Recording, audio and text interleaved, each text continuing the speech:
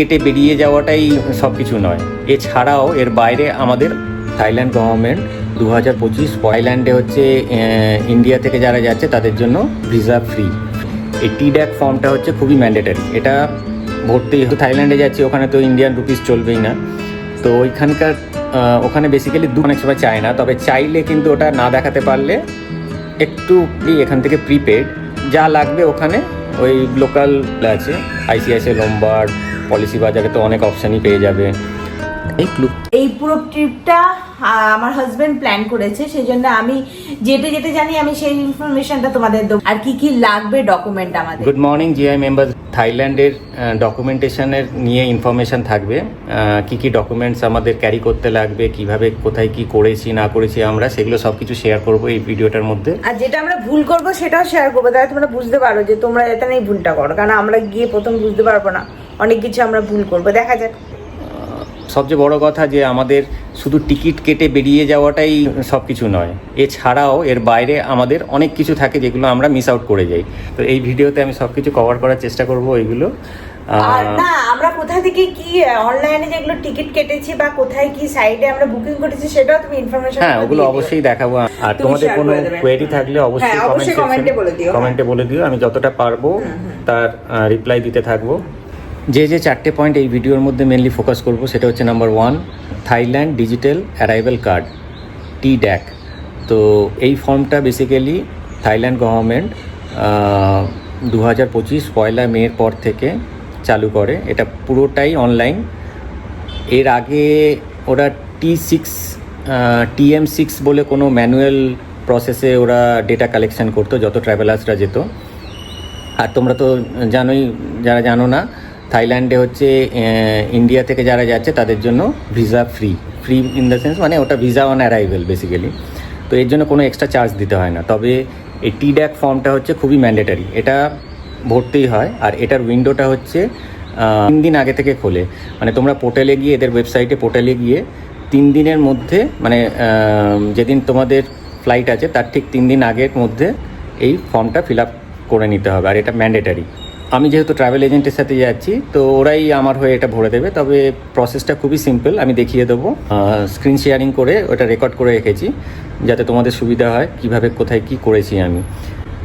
Number 2 হচ্ছে সিম card. ওখানকার সিম card হচ্ছে একটা লোকাল সিম কার্ড নিতে হয় না, বেসিক্যালি আমরা নিই এই কারণে যাতে আমাদের এখানকার যে জিও এয়ারটেল আছে ওগুলো যদি রোমিং অন করে আমরা যদি থাইল্যান্ডে যাই তাহলে হয়ে গেল, প্রচুর চার্জ কাটে। এটাকে অ্যাভয়েড করার জন্য বেটার ওখানকার লোকাল সিম একটা নিয়ে নেওয়া। তো সেই সিমটা অনলাইনে এখান থেকে ইন্ডিয়া থেকেও তোমরা নিয়ে যেতে পারো, বা ওইখানে পৌঁছে আইদার এয়ারপোর্টে বা ওখানের যে লোকাল স্টোরস আছে ওখান থেকেও নিয়ে নিতে পারো। তবে এখান থেকে নিলে সুবিধাটা কি, তোমাদের একটা টেনশন ফ্রি থাকবে, মানে ওখানে যেই মুহূর্তে ফ্লাইট ল্যান্ড করবে ওটা অ্যাক্টিভেট হয়ে যাবে, আর দেন অ্যান্ড দেয়ার তোমরা ওটাকে চালু রাখতে পারবে, মানে ডেটা অন হয়ে যায়। আর এগুলোর অনেক প্ল্যান আছে, 7 দিনের প্ল্যান, 10 দিনের প্ল্যান, তোমরা দেখে নিও, আমি দেখিয়ে দেবো নেক্সট একটা স্ক্রিন শেয়ারিংয়ে। এটা গেল 2। আর 3 নম্বর যেটা আছে সেটা হচ্ছে কারেন্সি। মানে আমাদের তো যেহেতু থাইল্যান্ডে যাচ্ছি ওখানে তো ইন্ডিয়ান রুপিস চলবেই না, তো ওখানে বেসিক্যালি 2টো কারেন্সি চলে, একটা হচ্ছে ওখানকার নিজস্ব থাইল্যান্ডের থাইভাট, আর একটা হচ্ছে ডলার। এবার ডলারটা অনেক সময় কি হয়, ছোট দোকানগুলোয় ওরা নিতে চায় না, মানে ছোট দোকানগুলোয়। তো বেটার হবে মিলিয়ে মিশিয়ে নিয়ে যাওয়া। আমি যখন পুরোটাই থাইভাটে নিয়ে যাব, যদি কেউ সিঙ্গেল যাও তাহলে মিনিমাম 10,000 থাইভাট ইকুইভ্যালেন্ট নিয়ে যেতে হবে। এটা অনেক সময় ইমিগ্রেশনে ওরা জিজ্ঞেসও করে। আর আরেকটা জিনিস বলে দিই যেটা খুবই ইম্পর্টেন্ট, তোমরা যখনই কোনো এক্সচেঞ্জ থেকে থাইভাট নেবে, কারেন্সি নোটসগুলো নেবে বা ফরেক্স কার্ডে নেবে, অবশ্যই ওরা বিল একটা দেবে, সেই বিলটা ক্যারি করো। ওই বিলটা ইমিগ্রেশনের সময় অনেক সময় চায়, অনেক সময় চায় না, তবে চাইলে কিন্তু ওটা না দেখাতে পারলে একটু প্রবলেম হয়। তো আমি যেরকম বিলটা পেয়ে গেছি, আমি দেখাবো পরের ভিডিওতে কোথা থেকে করেছি, কিভাবে করেছি, এগুলো সব শেয়ার করবো তোমাদের সাথে। তো ওই বিলটা খুবই ইম্পর্টেন্ট। আর মিনিমাম 10,000 থাইভাট ইন্ডিভিজুয়াল পার্সন ক্যারি করতে পারো, আর যদি ফ্যামিলি যাও তাহলে 20,000 থেকে 25,000-এর মতো নিয়ে গেলেই এনাফ। আমাদের যেরকম ট্রিপটার মেজর জিনিসগুলোই অলরেডি এখান থেকে প্রিপেড। যা লাগবে ওখানে ওই লোকাল অ্যাডভেঞ্চারগুলো করা বা সাইড খাওয়া দাওয়া এগুলোর উপর বেসিক্যালি লাগবে। এছাড়া আমাদের সব এখান থেকে প্রিপেড করাই আছে। এটা গেল কারেন্সির ব্যাপারে। 4 নম্বর যেটা, নাম্বার 4, ভেরি ইম্পর্ট্যান্ট, এটা হচ্ছে ট্রাভেল ইন্স্যুরেন্স। ট্রাভেল ইন্স্যুরেন্সটা আমরা অনেকে করে থাকি, অনেকে করি না, এই ভেবে যে 7 দিনের জন্য যাচ্ছি, ট্রাভেল ইন্স্যুরেন্স করে কী হবে। আমি রিকমেন্ড করব সবাইকে ট্রাভেল ইন্স্যুরেন্স একটা করিয়ে নিয়ে যাওয়া। এটা খুব একটা বেশি কস্টলি নয়, পার হেড 400 থেকে 500 টাকার মধ্যে হয়ে যায়। এখনকার দিনে এখন মার্কেটে অনেক অ্যাভেলেবেল আছে। ICICI লোমবার্ড, পলিসি বাজারে তো অনেক অপশানই পেয়ে যাবে, আর HDFC আর্গো, আরও অনেক কিছু আছে যেখান থেকে তোমরা করে নিতে পারো। এটার অনেক বেনিফিটও আছে, যেরকম অনেক সময় আমরা লাগেজ মিসিং হয়ে যায় অনেকের, তারপরে পাসপোর্ট মিসিং হয়ে যায় ওখানে হোটেল থেকে বা এয়ারপোর্টে, তারপরে অনেক সময় ফ্লাইট রিশিডিউল হয়ে যায়, ফ্লাইট ক্যান্সেল হয়ে যায়, ট্রিপ ক্যান্সেল হয়ে যায়। তো এই সব বেনিফিটগুলো ট্রাভেল ইন্স্যুরেন্সের মধ্যে থাকে। তো তোমরা অবশ্যই টার্মস অ্যান্ড কন্ডিশনস আর কী কী বেনিফিট দিচ্ছে কোন কোম্পানি, সেগুলো পড়ে নিয়ে তারপরে এগুলো বুক করো ট্রাভেল ইন্স্যুরেন্স। আর আমিও বুক করে নিয়েছি, তো আমি দেখিয়ে দেবো এর পরের ভিডিওতে। তো এই ছিল 4টে মোটামুটি আমাদের যেগুলো থাইল্যান্ডে যেতে গেলে অবশ্যই করে নিও।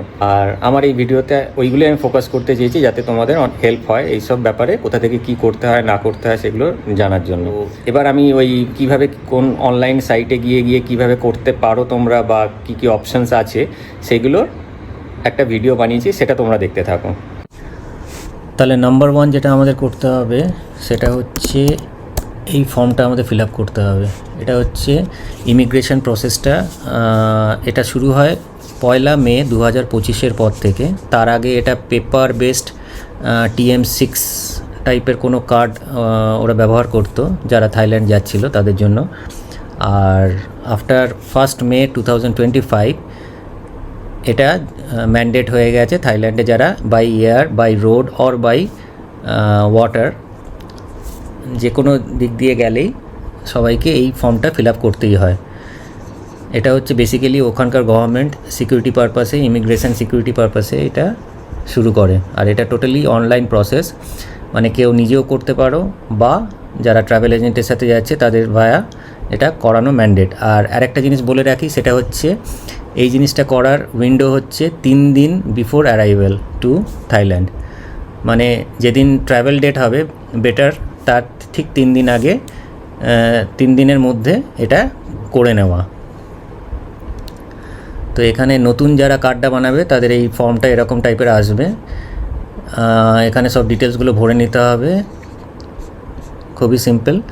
যতজন যাচ্ছ তোমরা সবার কিন্তু ইন্ডিভিজুয়ালি এক একটা করে ফর্ম ভরতে হয়, এটা সিঙ্গেল করলে হবে না। যদি কেউ ফ্যামিলি বা গ্রুপে যাচ্ছ তো সবার জন্য একটা একটা করে আলাদা আলাদা থাকবে। এতে পুরো ডিটেলসটা থাকে, পাসপোর্ট ডিটেলস প্লাস কদিনের স্টে ওখানে, এই সব ইনফরমেশানগুলো ওদের গভর্নমেন্ট সাইটে লোড থাকে। এইটা গেল প্রথম প্রসেস, যেটা খুবই ইম্পর্ট্যান্ট, যেতে গেলে এটা ম্যান্ডেট, এটা লাগবেই। এরপরে চলে আসছি, এরপরে যেটা করব সেটা হচ্ছে আমাদের ওখানকার কারেন্সি নিয়ে যেতে হবে। তো আমি অনলাইনে কয়েকটা দেখছিলাম কি রেট বা কারা ভালো সার্ভিস দেয়। তো তার মধ্যে কয়েকটা আছে, যেরকম থমাস কুকের আছে, তারপরে ম্যাট্রিক্স ফরেক্স, বুক মাই ফরেক্স হচ্ছে মেক মাই ট্রিপের আন্ডারেই এটা পড়ে। তো এইখানে এইভাবে সিলেক্ট করে নিতে হবে আমাদের সিটিটা। ধরো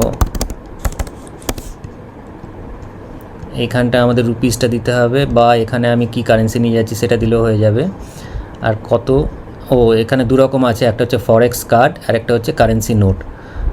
তো আমি কারেন্সি নোট যেহেতু নিয়ে যাব, তো এখানে দিয়ে আমি একটা এক্সাম্পল দেখানোর জন্য 10,000 থাই ভাট যদি নিয়ে যাই, তো ওটা আজকের রেট দিচ্ছে 2.92,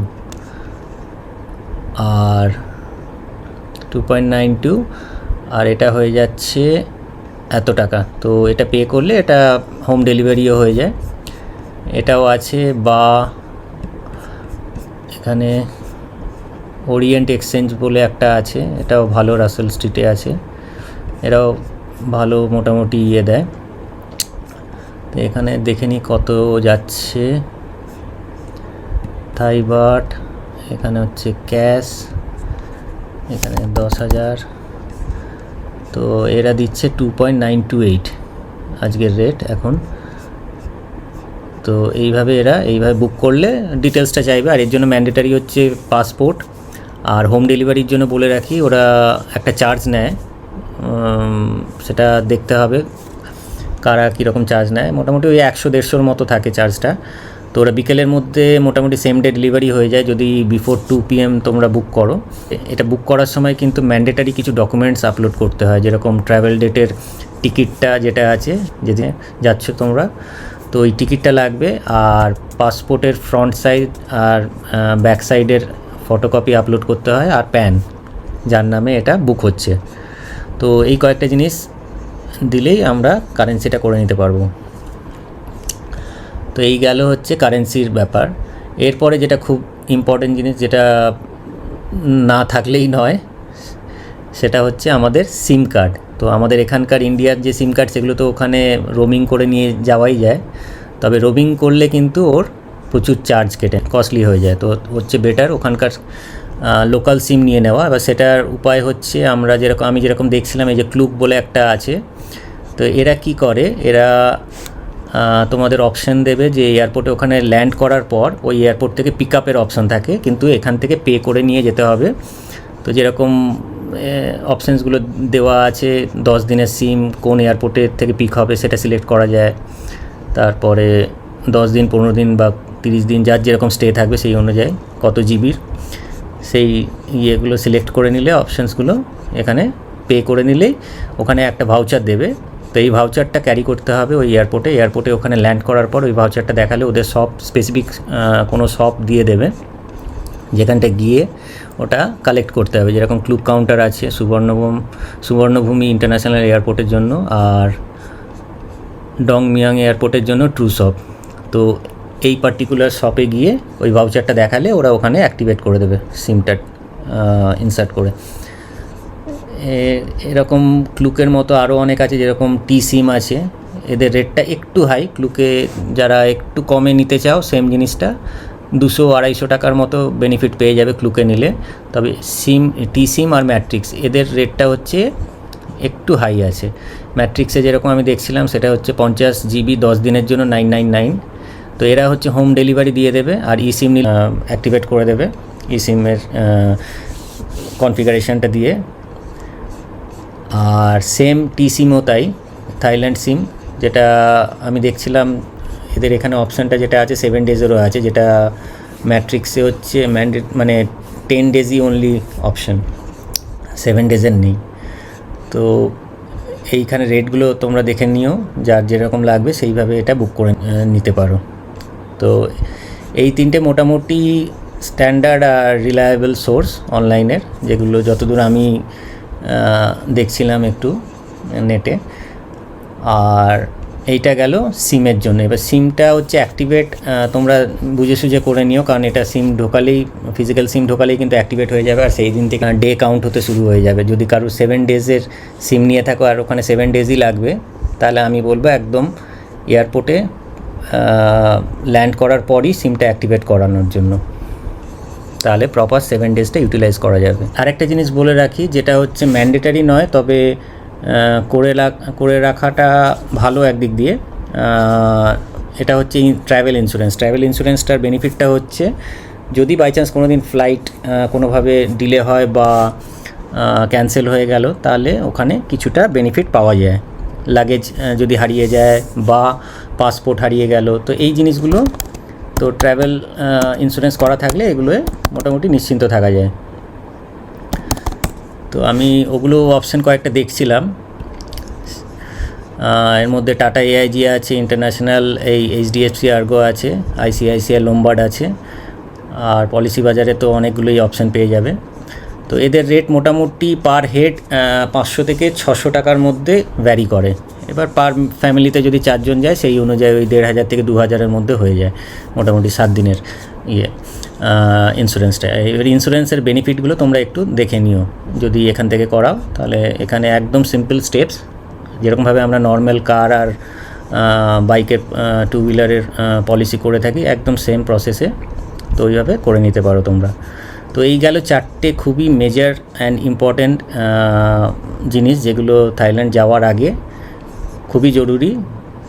তোমরা এই ভিডিওটা দেখে আশা করি অনেক হেল্প পেয়ে যাবে, কী করতে হয় বা কীভাবে কী ডকুমেন্টেশনগুলো কোথায় করলে নিজে থেকেই করে নেওয়া যায়। এই ছিল এই ভিডিওর 4টে জিনিস যেটা আমি তোমাদের সাথে শেয়ার করলাম।